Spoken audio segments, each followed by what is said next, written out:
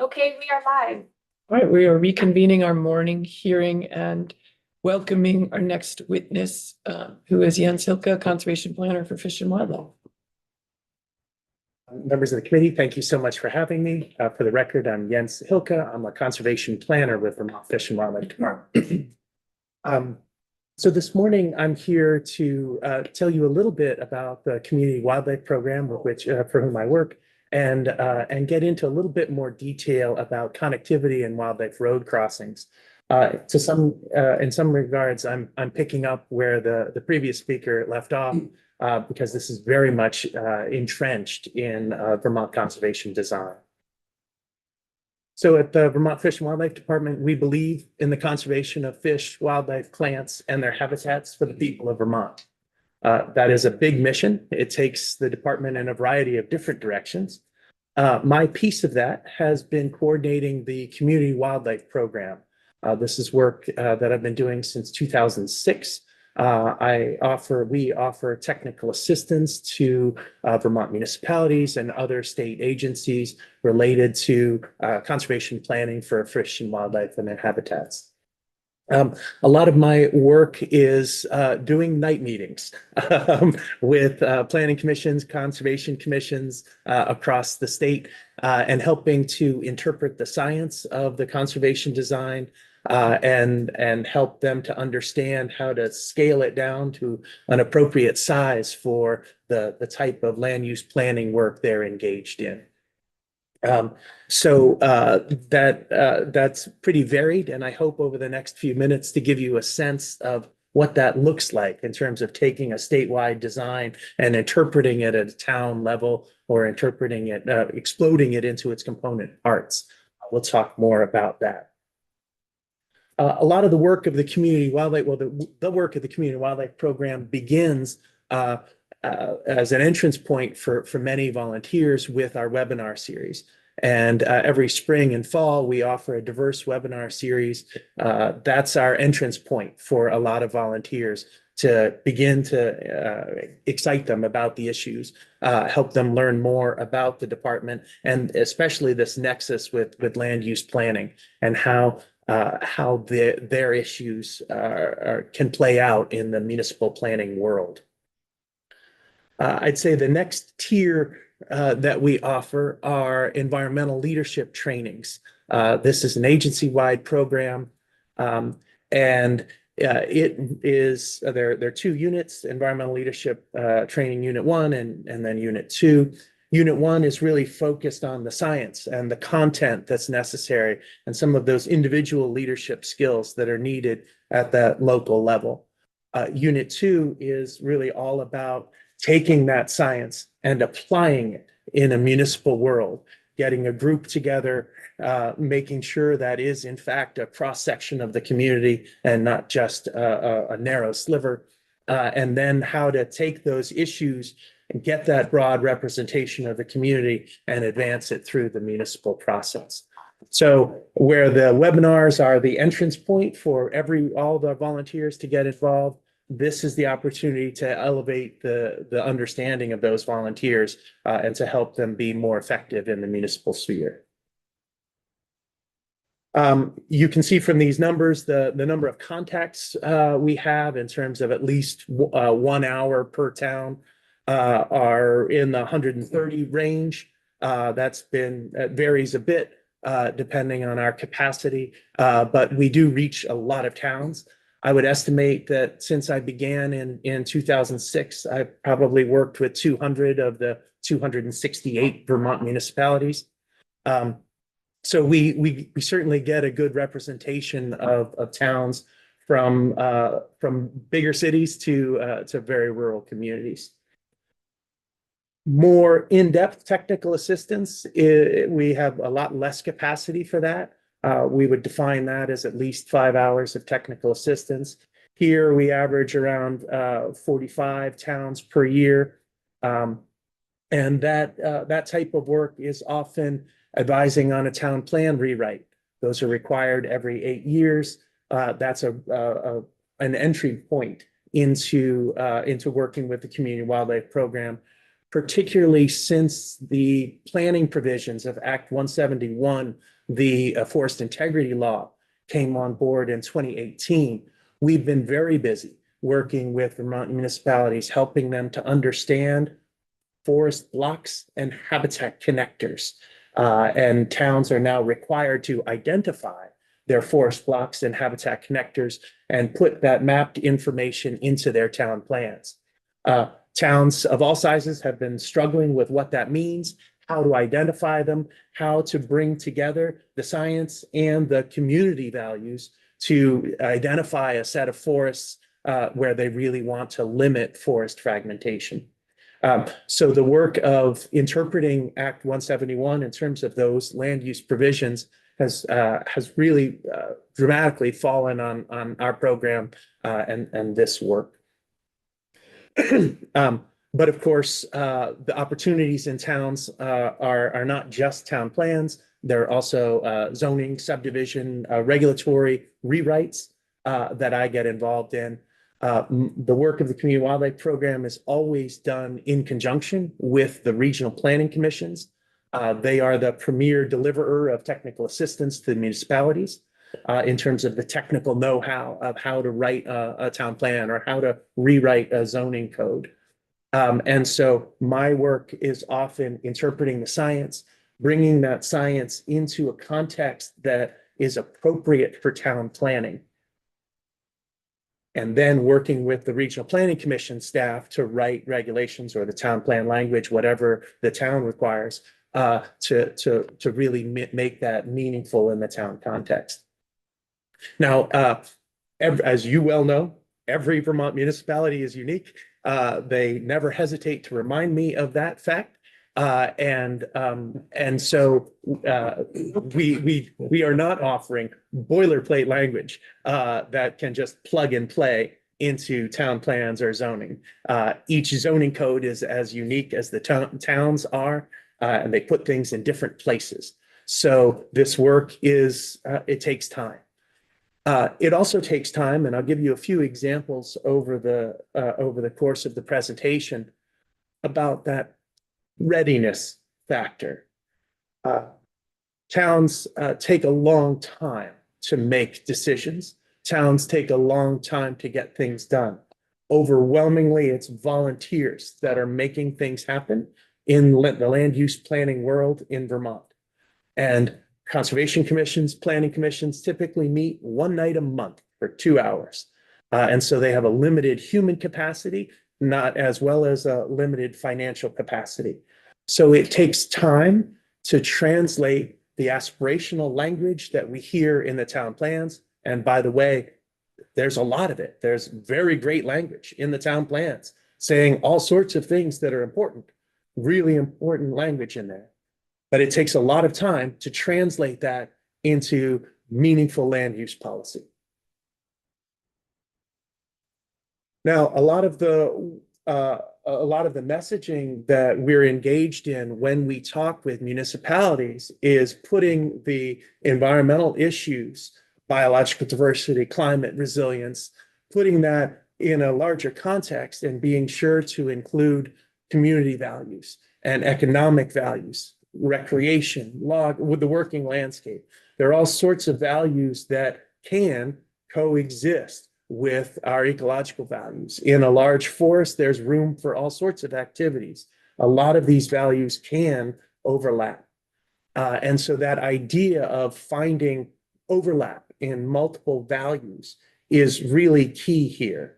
Vermont municipalities, especially the more rural communities, don't have the money to separate uses, to say, well, nature's over there and the working landscape is over here and the village is over there.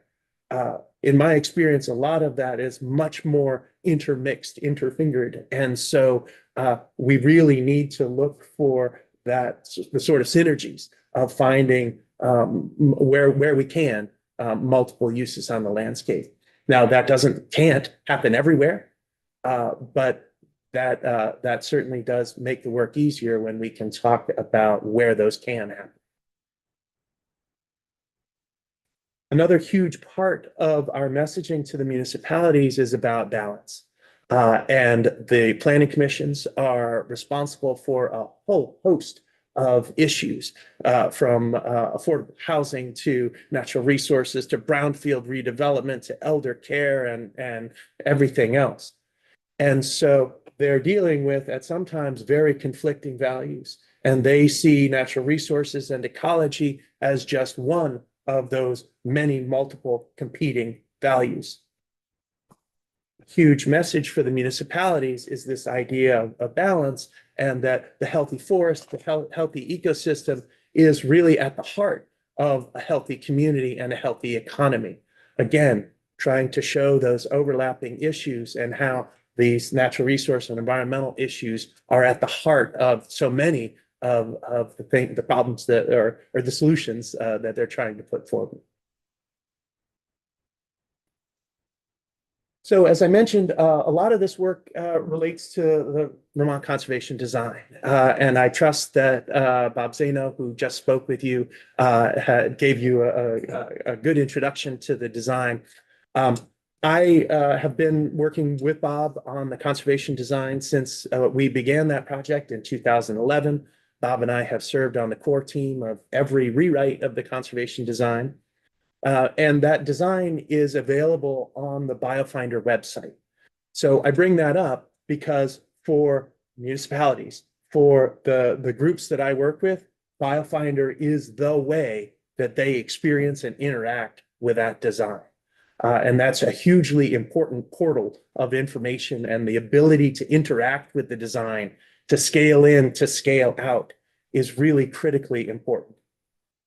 As Bob no doubt mentioned, that landscape context is fundamental to the design, and it helps our users understand that larger ecological context, and then they zoom into their town and figure out where that town fits in this much larger ecological context.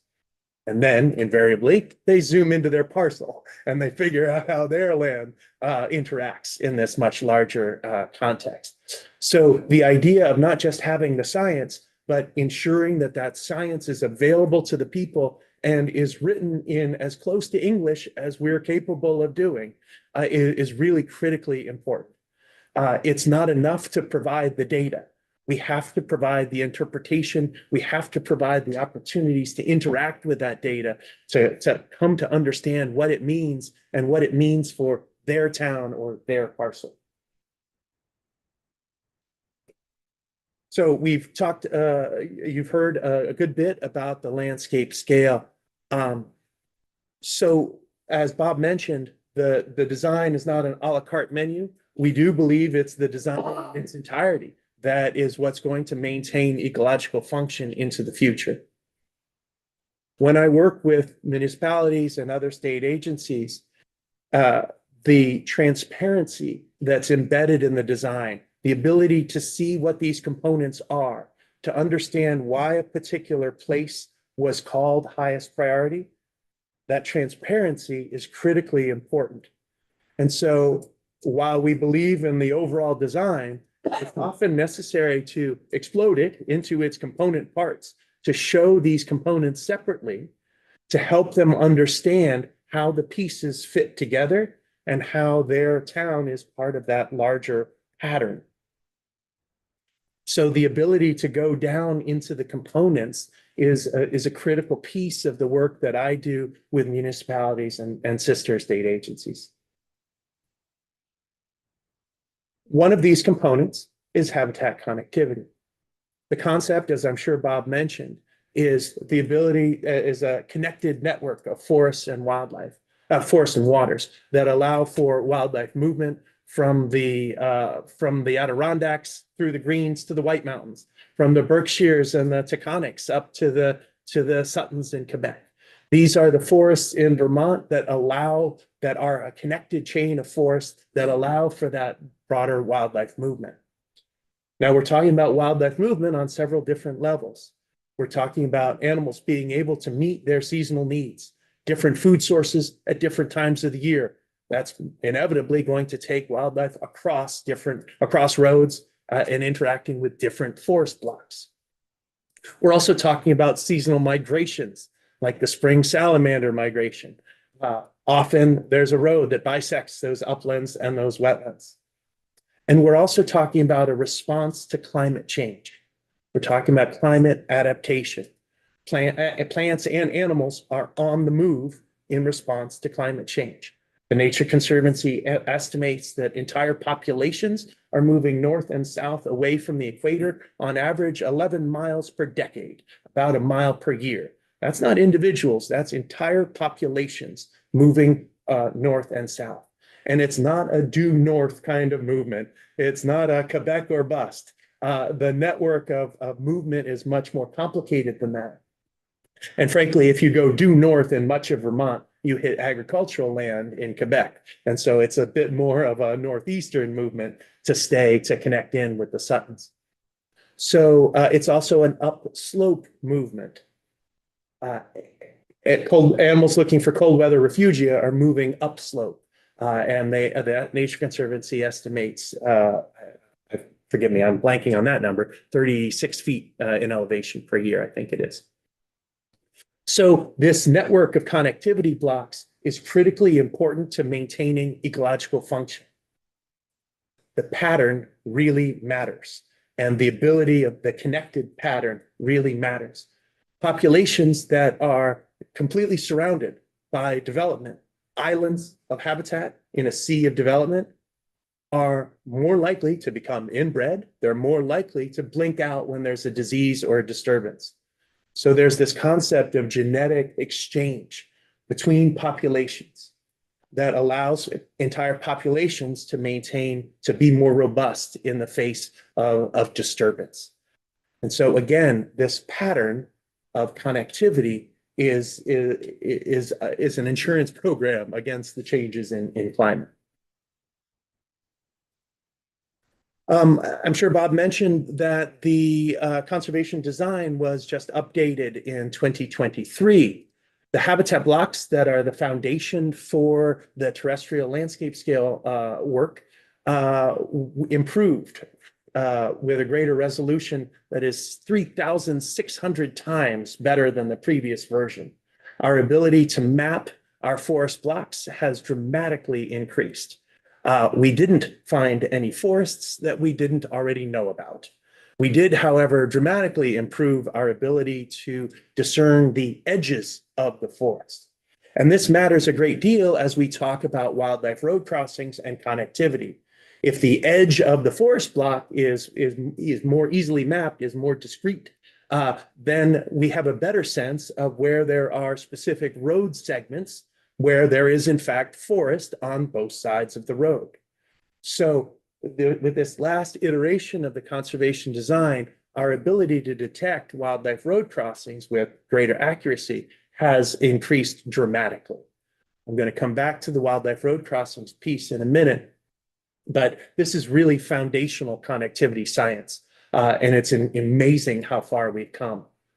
Just as an aside, I remember the first version of BioFinder, we were working on the mapping just after Hurricane Irene, and Irene wiped out all of the servers in the Agency of Natural Resources. And so the IT department got brand new computers, and suddenly they were able to move to a 30-meter pixel, which at the time was earth-shattering compared to our previous resolution. And so here we are 14 years later with an even more impressive resolution and an ability to detect. So I talk a lot about ecological pattern when I'm working with municipalities and sister agencies. And so oftentimes I talk about core forest blocks, interior forest in the Vermont Conservation Design parlance, the deep dark woods, where there's the most biological diversity in each biophysical region. And so that's a starting place as we think about this pattern on the landscape. That's a real starting place. These are the biggest forest blocks, the most biological diversity, and all manner of other resources. But then there's another set of forest blocks who are not as large. The list of ecological features may not be as long, and yet, because of their position on the landscape, they're critically important. These are smaller forest blocks that we can call stepping stones. You cannot get from the core forest on the left to the core forest on the right without using that block in the middle. So its position on the landscape as a stepping stone is critically important. So there's a whole set of forest blocks that aren't the largest, but are nonetheless highest priority because of their position on the landscape, because of where they sit in this larger pattern. So again, as we talk about Act 171, forest integrity, this is a type of habitat connector that I often talk about, forest blocks and habitat connectors. Now there are micro connectors. And here again, we talk about wildlife road crossings. So these are not just a veneer of trees on both sides of the road, but actual connection to forest blocks on both sides of the road. And so those are critically important connectors in this larger pattern. Then, of course, there's the entire streamside riparian network, surface waters and riparian areas. That is another type of connector. I'll show you in a few slides how in the Champlain Valley, that's a really incredibly important connector where there isn't continuous forest. Those riparian ribbons are all that's keeping those forest blocks connected. In the spine of the greens, the larger forest blocks are often a more important component. So when we talk about wildlife road crossings, we're talking about both over the road crossings and under the road crossings. Now, for over the road crossings, most animals cross the road at what we call crepuscular hours, dawn and dusk. Sometimes that lines up with rush hour traffic, and sometimes it doesn't. So there actually is capacity to cross the road safely on many Vermont roads and not necessarily incur a lot of roadkill. So wildlife road crossings are everywhere. We have thousands of them where animals are successfully getting across the road. Now, traffic volume and speed are two considerations here. And as we pave the roads, we make them smoother, traffic speed increases, and likely over time, traffic volume increases. So there is a correlation between traffic speed and increase in wildlife vehicle collisions. It's not causal, but there is a correlation. However, our attempts to reduce speed, to reduce wildlife vehicle collisions, aren't always as successful as you'd think. On Route 2 in Sandbar, for example, 40-mile-an-hour speed limit.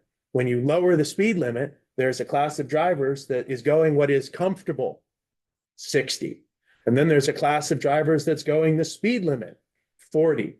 The drivers that are going 60 are more likely to pass. And so you actually increase the risk of head-on vehicle-to-vehicle collisions. So the solutions here are not as straightforward as simply reducing the speed of traffic. Which brings us to under the road crossings. So there's an estimated 400,000 culverts in Vermont, ranging from the 18-inch stormwater to wherever it becomes a bridge. And so there's a real opportunity for this network of under the road crossings to allow for wildlife movement. And some species are actually utilizing that existing network. You rarely see roadkill mink, for example. They are doing well with the existing series of culverts. They don't mind going through a dark tunnel, a wet dark tunnel. And so my point is the effect of roads is not evenly felt across all species. Some animals are doing fine with our existing series of culverts and others are not. And so we can't just say road equals barrier. It's much more nuanced than that. But we do see overlapping issues here. When VTrans replaces infrastructure, they use a sizing 1.0 times bank full width. So bank full is how wide the stream is at about a 2-year flood. And so that's how wide the stream is. And so they size the infrastructure for the culvert to be at least that wide. Obviously, that culvert can move a lot more water than simply the 2-year flood, but that's the sizing that they use. So when you build infrastructure to 1.0 times bank full width, at normal flow levels, you have dry ground on both sides of the stream. That works well for most size terrestrial mammals. So we do get wildlife movement through these new structures when we build to this new standard. Because of the Army Corps of Engineers general permit, overwhelmingly we're building to accommodate aquatic organism passage. Shorthand, making sure that there are no waterfalls that fish have to jump up, a waterfall in the culvert, and that the substrate, the inside of the culvert, is a natural bottom. The fish wouldn't notice that they're moving through a culvert other than it's a little darker. So we're overwhelmingly, when we build new, we are meeting the needs of most fish and wildlife species. The problem is in the backlog of structures that we aren't able to replace. VTrans has been a very good partner in this work. We've been working together for decades now on wildlife-related issues. We have a good working relationship, and I'm confident that they would appropriately size all the infrastructure in a world of unlimited resources. So it's that lack of resources that leads to conflict in terms of where we should be appropriately sizing. I'll talk more about the prioritization process of how we're drilling down into the set of structures that are most important for wildlife movement in a few slides. So I'm painting this picture of the conservation design, the many aspects of it, how connectivity fits into this, and some of the messaging I'm using with municipalities. And I just wanted to give you a sense of how I interpret this with some of the municipalities I work with. So here we are, here's the conservation design in the town of Addison in the Champlain Valley. And you can see, just by looking at the overall design, that there is a pattern to it. There are areas where there are bigger splotches of green, there are narrow ribbons that connect to those bigger splotches. So there's a pattern, a landscape pattern here. That's my starting point in working with municipalities. We then explode it into its component parts. And so here you can see the interior forest in the top left, the connectivity blocks in the top right, and the surface waters at the bottom. So there's a different a suite of components that are at play here in Addison. And so when we're dealing with Champlain Valley towns, we're really going to lead with the surface waters as that network that's holding the ecology together, that's connecting these interior forest blocks and connectivity blocks. By contrast, the town of Stratford is overwhelmingly forested. And so here, the suite of components that we're talking about are interior forest and connectivity blocks. And so there are different suites of components that are at play in different places. And those mean different things as we bring them into the planning world. Bob talked about ecological function. And so you really need to drill down into what are the components at play to figure out what the ecological function is, to then figure out what human uses might be compatible with that ecological function. So in a forested environment like Stratford, not every part of the dark green is equally important. You can develop on the edges of the forest blocks and not necessarily upset that ability to be interior forest, unless you're developing right in the middle of a wildlife road crossing, a connectivity area between two blocks. And then that small development can absolutely have an outsized impact. So not all parts of the design mean the same thing. And you do need to drill down into what the components at play are to figure out what that means for potential human uses.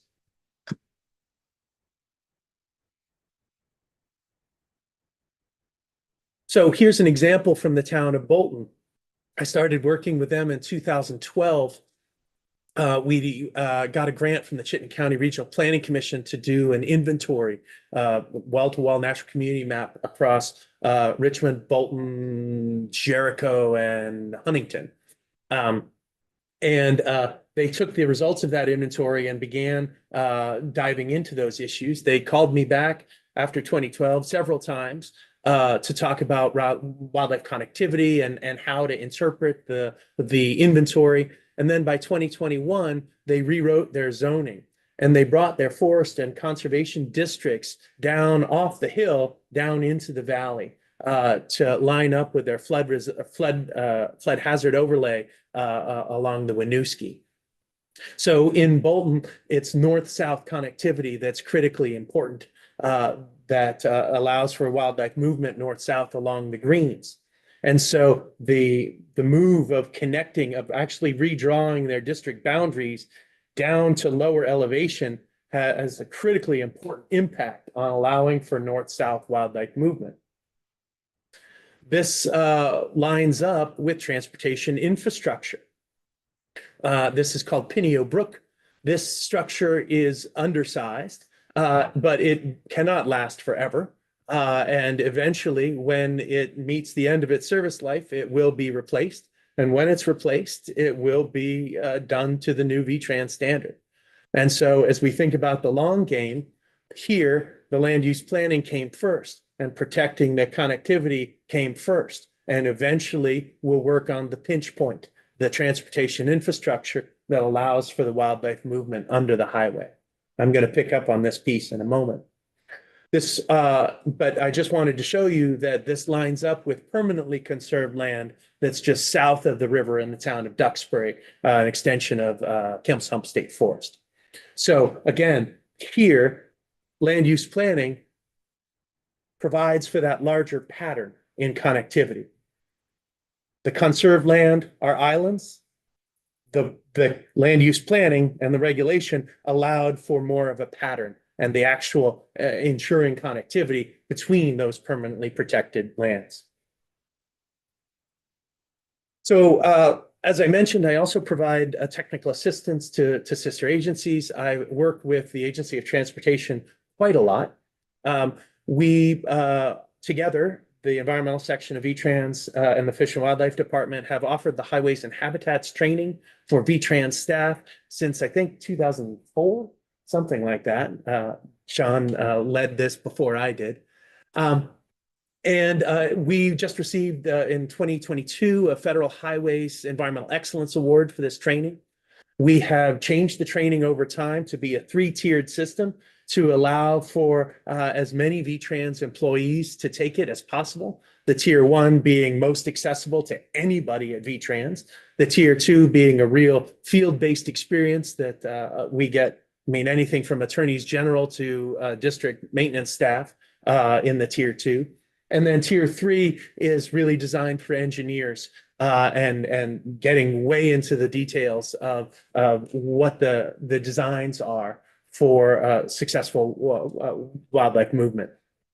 And so this training has been, in my humble estimation, the most successful thing we've done for culture change at the Agency of Transportation. I am tremendously proud of the work we've done there and helping VTrans to understand how this is a larger part of their mission in stewardship. Now, the Community Wildlife Program is also engaged in collaborative partnerships. Energizing the Staying Connected initiative is a huge part of that. The Agency of Transportation, the Fish and Wildlife Department are founding partners of the Staying Connected initiative. Since 2009, it's a public-private partnership focused on habitat connectivity from the Tug Hill Plateau in New York to the Gaspé Peninsula. It involves, Connecticut, Massachusetts, New York, Vermont, New Hampshire, Maine, Quebec, New Brunswick, and Nova Scotia. It is a binational partnership, and it's been tremendously successful. So there's a Northern Appalachians Steering Committee, and then there's a Vermont chapter. I coordinate the Vermont chapter. We meet quarterly. intrinsic to the Staying Connected initiative is this multi-pronged approach: conservation science, land protection, land use planning, road barrier mitigation, outreach, and engagement. And so we have partners who operate in each of those spheres, but more importantly, we coordinate between the spheres. And in my estimation, that is the future of conservation, is this idea of a multi-pronged approach and the coordination between actors. So an example of this so I'm now just east of the Pineo Brook that I had just talked about. A major Staying Connected project right now is reconnecting the greens. So Pineo Brook is a part of that, but again, the transportation infrastructure isn't being addressed.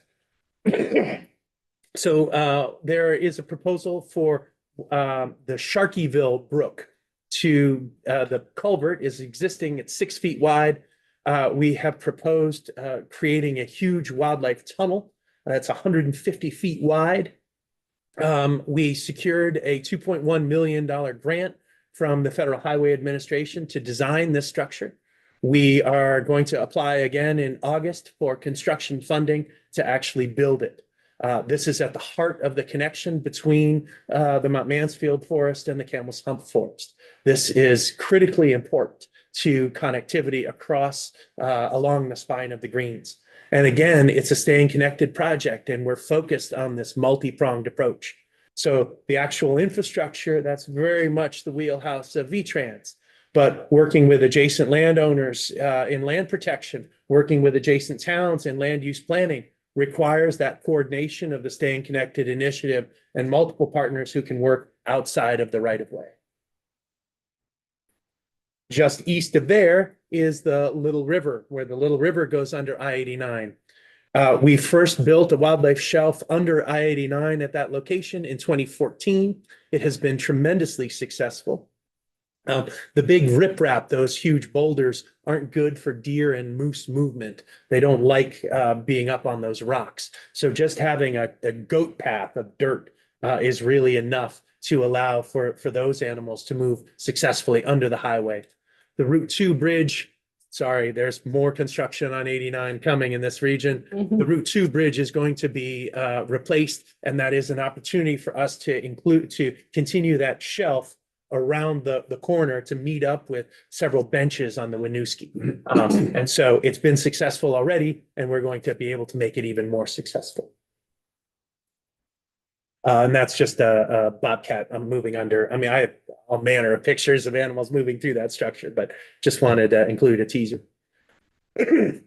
Another example of this multi-pronged approach is on Route 12, which is a landscape scale connection between the Worcester Range up into the northeastern highlands. So over the past 2 decades, land protection partners have been very busy along Route 12 with something like 20,000 conserved acres. Not only Forest Parks and Rec and additions to the C.C. Putnam State Forest, but also Vermont Land Trust, the Deer Lake acquisition and associated easements, Vermont River Conservancy, Northeast Wilderness Trust, and Woodbury Mountain. So there's been a tremendous amount of land protection work in this area. You can see that some of those conserved eased lands are actually coming down to the highway. They're not just up on the hill, they're coming down to the highway. Now, land use planning partners such as Vermont Natural Resources Council have been working with municipalities in this region, as have I. And so the town of Elmore has really quite good zoning. You can see a forest reserve district and a remote district baked into their zoning. And so they're really being very careful about where to allow development and how to channel that into their village centers. So in this larger area, just as along the spine of the greens, this network of connectivity is critically important for maintaining ecological function. The conserved lands are great. They're critically important. But outside of that, right around C.C. Putnam State Forest, they're islands in a sea of development. So permanent land protection is a great starting point, but it alone cannot achieve this ecological function of connectivity. You have to use other tools. And land use planning is a great tool for maintaining that ecological function, for actually looking at pattern and putting development in appropriate places. So along the Route 12 corridor, there are 5 structures being replaced. Bridge 84 at the bottom was actually replaced last year. So the remaining 4 are beginning construction, I believe, in 2025, this construction season. Excuse me. And you can see some of these structures are being dramatically increased in their size. And that's hugely important for flood resilience. Route 12 has gotten whacked several times just in the last year with flooding. But it's also a huge win for wildlife. And when you have those huge structures, you're allowing for wildlife movement. We have a collared moose story, a moose in Bloomfield that was collared, took a trip down to Fayston, hung out in Fayston for a week, and then went back up to Bloomfield. That moose went within 100 meters of one of these culverts. We call this section of road Moose Alley. And so it's just incredibly important to be able to funnel animals under the road. Again, the coordination here is critically important, and I just wanted to show you how one of these structures directly lines up with permanently protected lands on both sides. So we talked about climate adaptation and this larger pattern of wildlife movement. Well, out west, we have huge herds of pronghorn antelope, thousands of animals moving across the same road segment at the same time, a real risk to the traveling public. Well, in Vermont, we're more likely to have that solitary animal, that one at a time sort of movement. We don't have huge migrations of ungulates. And so our network of connectivity is much more dispersed with single animals and many, many crossings along our road network. So we're talking about many thousands of wildlife road crossings and not just hundreds. And so it's going to take a variety of different tools to address a scope of this problem, a problem of this size. Now, many of you, I'm sure, have seen pictures of huge overpasses out west. Well, those are great for herds of pronghorn antelope who like big open spaces, who will not tolerate our forest cover. But in the Vermont context, it's only conceivably bear and moose that would benefit from an overpass. And we have all manner of data to suggest that they're perfectly fine going through underpasses as long as there's enough light. So forgive me, that one's a little dark, but right, you can see a bear through a large culvert on Route 17 in Starksboro.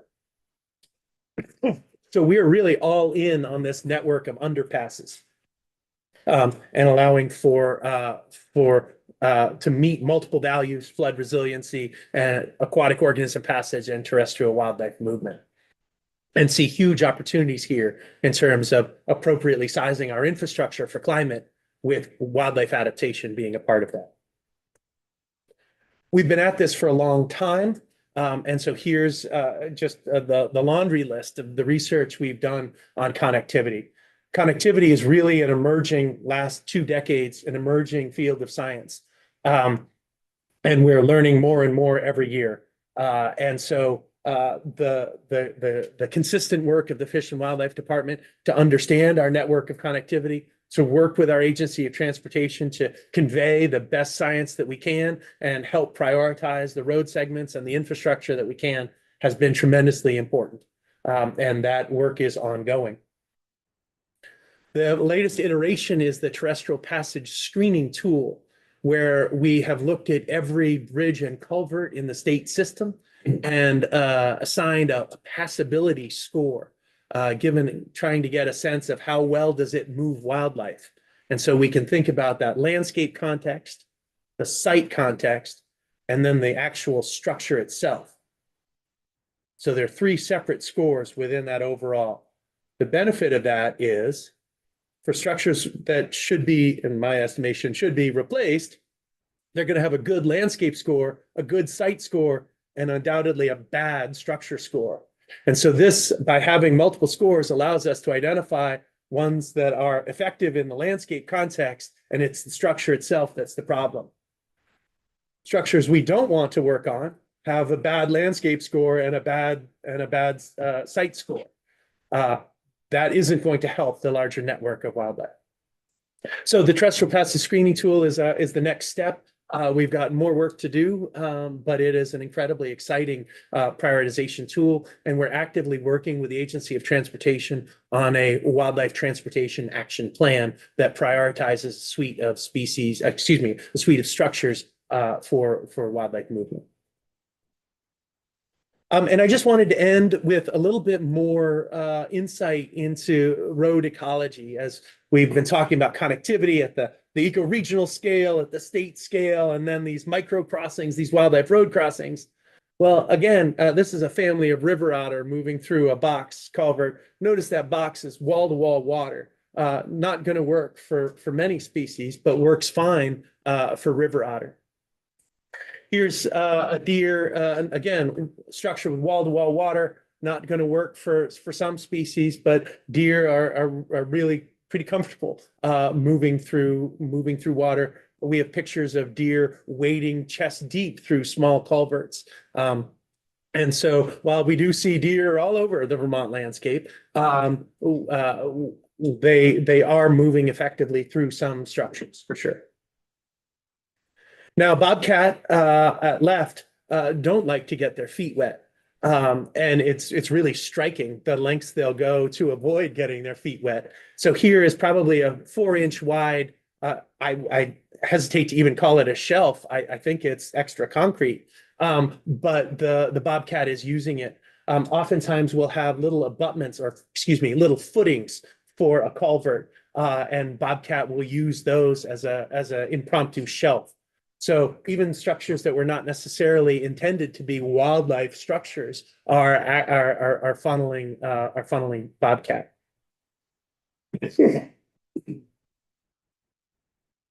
At right is a black bear under US 4 in Bridgewater.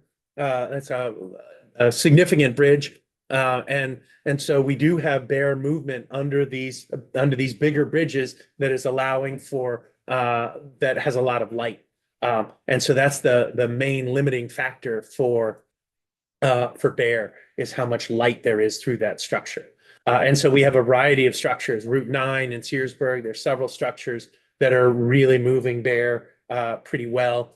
In fact, we captured a Canada lynx moving through that same structure, Bridge 25A, in Searsburg a few years back. And so when we make these investments, it really pays off for a whole host of species. And I'll just end with this structure in Poultney, Bridge 84. Again, I just mentioned those footings, those concrete footings. That's not a wildlife shelf. That's just a footing that they put the abutment on. And yet that's really effectively moving bobcat. So there's not really dry ground on both sides, but there is that shelf. And then at right, you can see the conservation design with that narrow ribbon of highest priority area.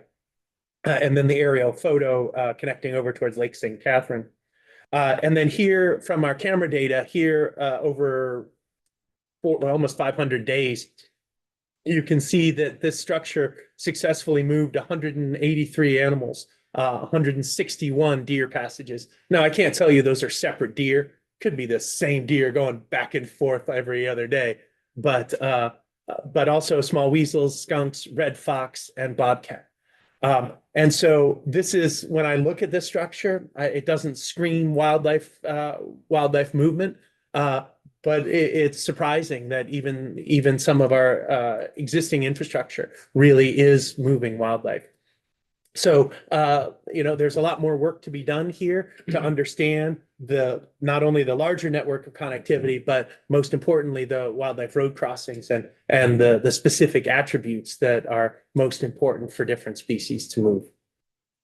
So with that, I thank you for your time, and please, any questions or comments?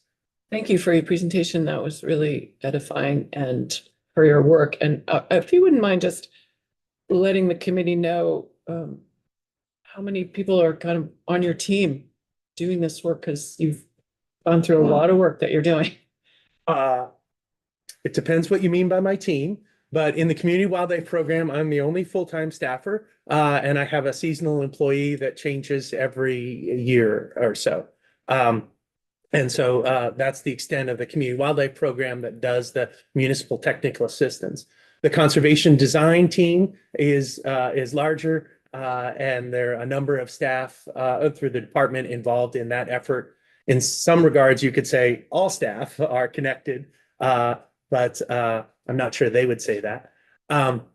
So that's probably I don't know, 10 of us, 15 of us across the whole department really working on the conservation design.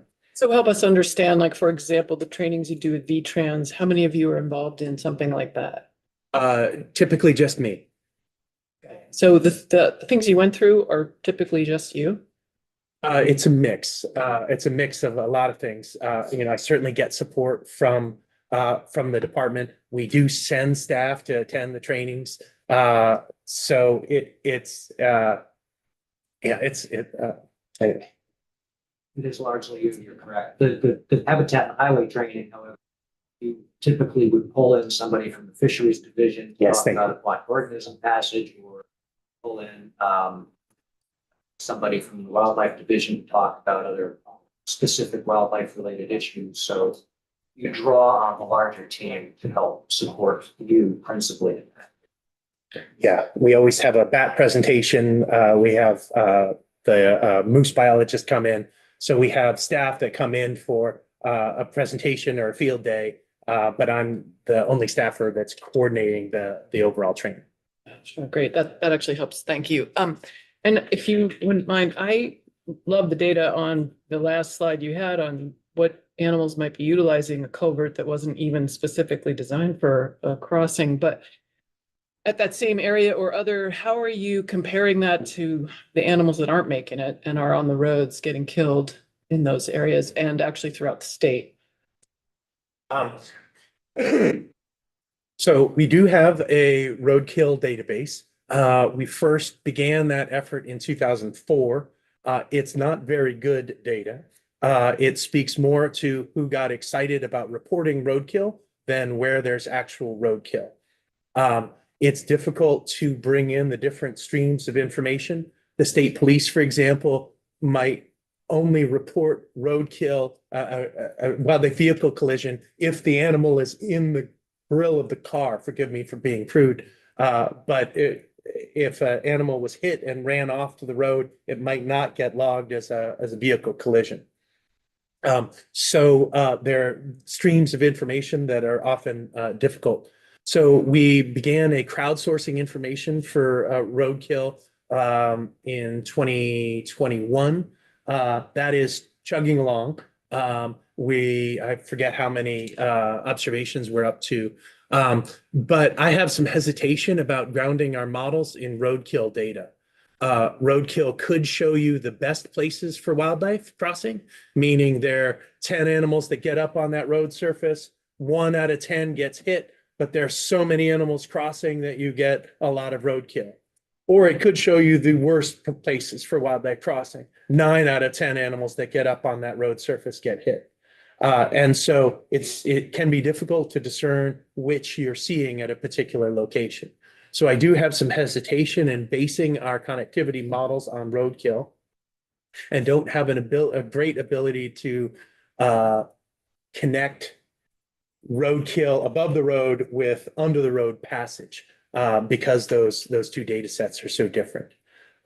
So that's going to take some time to really flesh out our understanding of roadkill.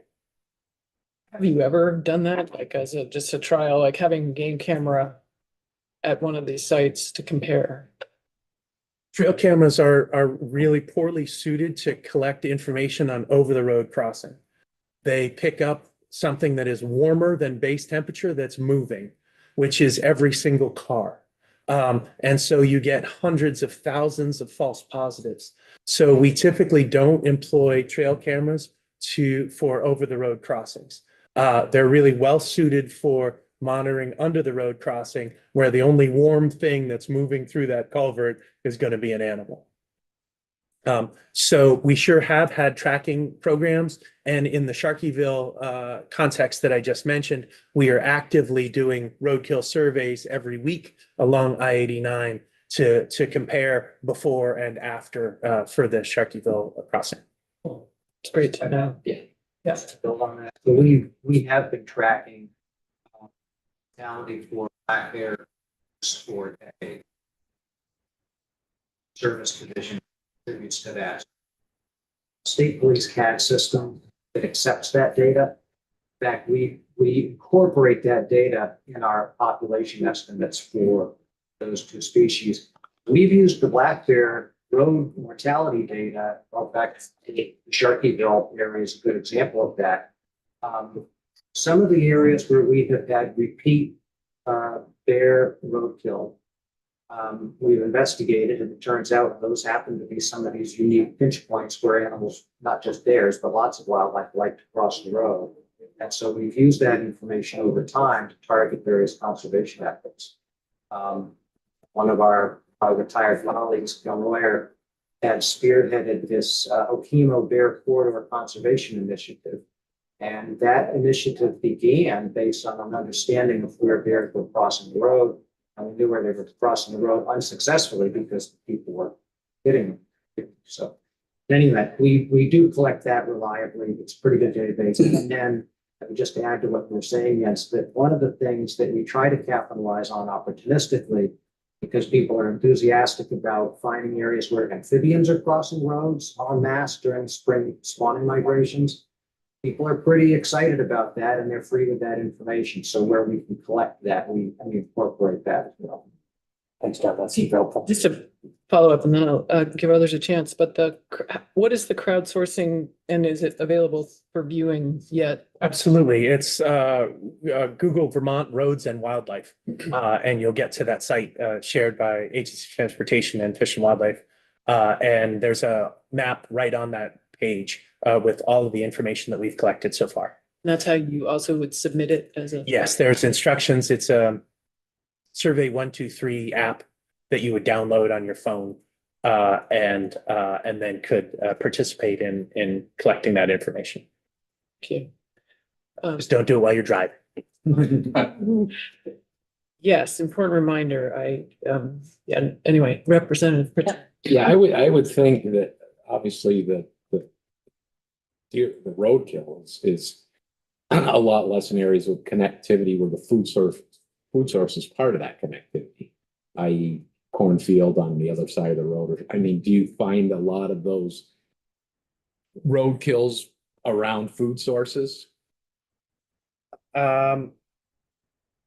Certainly we can, yes. But it also has to do with the arrangement of the road itself, the sight lines. And so VTrans clears, when there's a curve, they try and clear the inside part of that curve a little more than what is the standard clear zone, so that cars can see around the corner.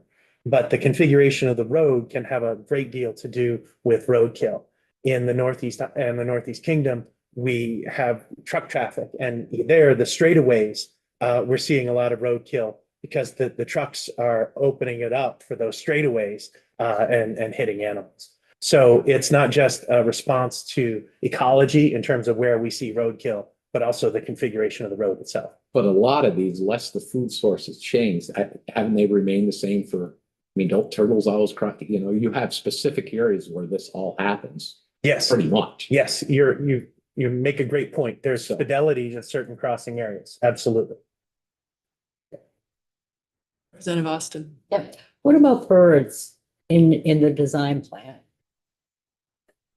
So connectivity is absolutely important for birds, but it looks different with stopover, wetland stopovers. And so the pattern for bird connectivity is not a continuous forested stretch in the same way, but much more about appropriate stopover. And so the work that's been done in the Champlain Valley to look at that stopover habitat, I think is an incredibly important aspect. But it is very complicated. in, in some towns, we're getting bird strikes, that, sort of, in interesting locations. I mean, we saw a map where they go way south. I mean, for migration or whatever. So is there like a kind of a larger regional working plan for all those stopovers? Absolutely. Waterfowl joint venture. Yeah, so birds are a really interesting conservation project. So birds, both like waterfowl that some people hunt, as well as all of the other birds, whether they're owls, hawks, songbirds, they're all their conservation is coordinated at an international scale. So we've divided up North America. Most of the U.S. Fish and Wildlife Service and their Canadian counterpart have divided up North America into 4 flyways that categorize, generally speaking, where these birds migrate north south. And so there's a flyway council that works on understanding the science behind all of these species to guide conservation decisions. They meet twice a year. It's both Canada and the United States. Mexico is sort of part of this, but they aren't typically represented in these conversations. So that's at the larger scale, but I think maybe helpful to your question is if you look specifically at Vermont, of course, Vermont serves lots of different functions for migrating birds. Some birds are migrating south to north to their breeding grounds that have nothing to do with Vermont, but they rely on Vermont during the course of their migration to find food, places to stop and rest, feed, and then they keep going on to the Florida region or wherever they happen to be going. We have some species of waterfowl, like greater and lesser scaup, for instance, that will winter down and along the coast of Florida, the Gulf Coast. They'll fly up through the Atlantic Flyway. They'll stop over here, both going north and going south, but they actually spread out throughout the boreal region in Canada. Some of them end up in Alaska, and actually will still migrate east before heading south. They're just fascinating patterns of migration, what they do. But those routes are shifting too, aren't they, in migratory waterfowl?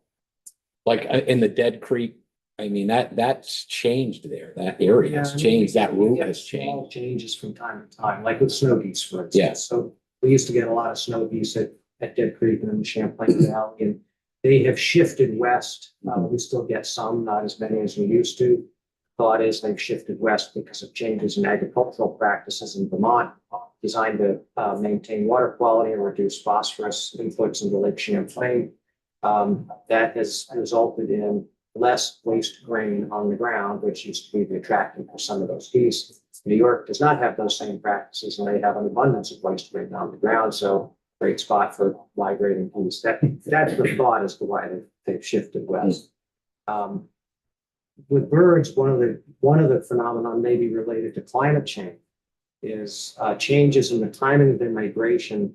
So we refer to that as phenology, but they're basing their decisions on when to migrate as much on photo period as anything else. Yeah. And so, with earlier springs and earlier flowering events with some of our trees and shrubs, songbirds arrive back here early. The trees have already flowered. Some of the insects associated with that flowering event have already come and gone, and that's an important food source for those birds. Some of the forest interior birds, for instance, have evolved to rely on certain species of native insects, and if they're not available, then they're kind of hungry. We had woodcock singing this year in our area in March, which is pretty unusual. Are there further questions from members? Thank you again for the presentation and for all your work. Members, we are we don't have anything scheduled until 1 o'clock this afternoon, so a little bit of time to do the other parts of the legislative work. That we will adjourn for the morning and reconvene at 1.